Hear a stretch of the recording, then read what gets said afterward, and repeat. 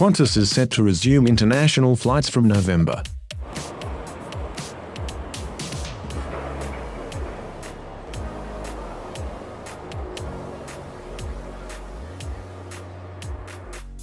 Scott Morrison, Australian Prime Minister, mentioned on Friday that Australia's international border would reopen in November, and Qantas will resume international flights 4 weeks earlier than planned.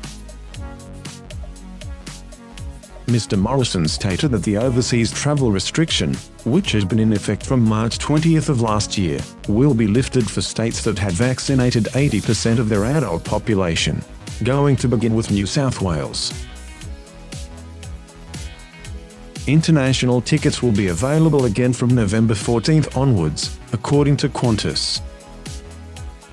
Citizens and permanent residents of Australia who have been vaccinated with a vaccine that has been approved or recognised by the Therapeutic Goods Administration will be entitled to quarantine at home for 7 days. Unvaccinated travellers will still be required to be in hotel quarantine for 14 days.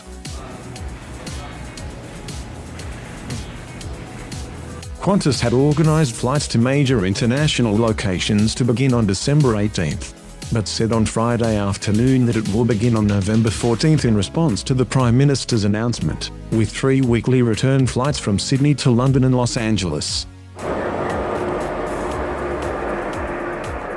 Qantas Chief Executive Alan Joyce said, "We'd already sold out some of our international flights for December and seen strong demand on flights to and from London and Los Angeles.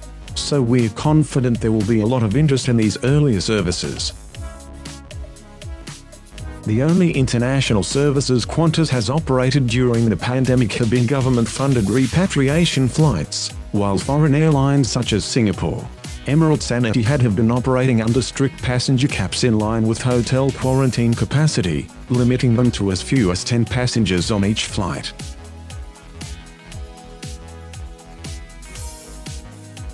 Over 44,000 Australians have listed with the Department of Foreign Affairs and Trade to come back, but have been unable to do so due to a shortage of seats on commercial and repatriation flights. All travellers must be fully vaccinated and also return a negative PCR COVID-19 test 72 hours prior to their flight.